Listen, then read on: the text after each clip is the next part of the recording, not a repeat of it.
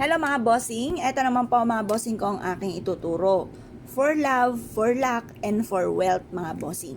Sa pamamagitan nitong wishing paper po natin at ganoon din syempre sa pamamagitan ng asin. Basahan at anuman mga bossing ko ang inyong iwi-wish, masasabi ko lamang kailangan naniniwala ka sa gagawin ninyo.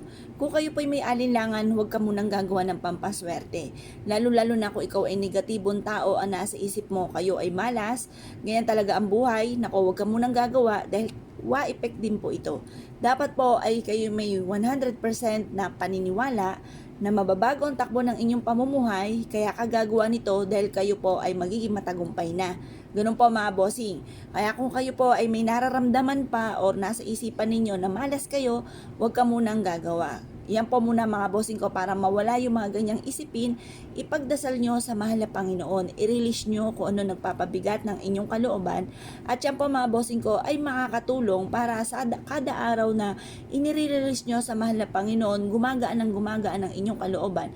Hanggang mapasin ninyo kayo ay punong-puno ng pag-asa sa buhay. Kayo po hindi nalulungkot dahil alam nyo na kayo po ay magiging matagumpay. Pagtapos syempre sasabay ng sipag at tiyaga at pananalig sa mahal na Panginoon. At pagkatapos, ang gagawin ninyo, halimbawa may problema ka sa pera. Bukod sa inyo pong sipag at tiyaga at pananalig at pagiging madiskarte, hindi nakakalimot magdasal, ay i-wish nyo po dito kung ano yung nais ninyo na maganap sa pera. Halimbawa, gusto nyo na yumaman, gusto ko na ako'y magkaroon ng 5 billion, o mga ganun mga bossing, walang masamang mangarap dahil wala naman po itong bayad. Walang maniningil sa inyo pagtapos nyong mag-wish mga bossing. Libre ang mangarap. Ngayon pa mga bossing, kung halimbawa namang may problema ka tungkol sa usapin ng buhay pag-ibig, lagi na lang kayo nag-aaway ng inyong karelasyon, may mga bisyo na hindi maiwasan, i-wish po dito na magbago na po siya. Tapos basta taimtim na panalangin, naniniwala ka na magbabago po siya.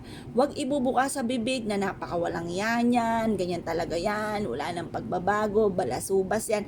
Lalo po yang magiging balasubas. Kaya kailangan manahimik ka lamang. Itikom ang bibig, isiplak ang bibig at gumawa ng ganitong mga pamamaraan. Huwag kang makakalimot magdasal.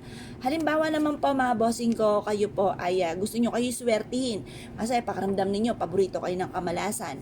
I-wish po dito na matapos na ako naman ang mga pagsubok at puro swerte naman ang dumating. At kayo po ay matutupad kaagad ang mga pangarap. Ganoon ang mga pag-wish mga bossing. Walang gamit na sana, direct to the point. At naniniwala ka sa mga wini-wish po ninyo na magkakatotoo po ito. Pagtapos ako kayo mag-wish, ibudbud nyo lamang po mga bossing ko ang asin sa inyo pong wishing paper. Halimbawa, nakapag-wish ka na, budbud nyo lamang at ito po ay tupiin at iipit nyo po ito sa may altar po ninyo. Makakatulong po ito mga bossing para mabilis nyo ma-achieve ang mga pangarap po ninyo. Kung kayo po ay naniniwala at nais po itong gawin, huwag na po kayo magpatumpik-tumpik pa. Subukan nyo na po ito at makakatulong po ito upang sa ganon ay makamit lahat ang mga pinapangarap. Ngayon pa mga bossing, simulan nyo na kung kailan nyo ito mapapanood at gusto nyo itong gawin. Lumarga na po kayo upang sa ganon siksik-liglig at umaapaw at maraming blessing lagi ang darating at mas higit na masarap ang gising sa bawat araw.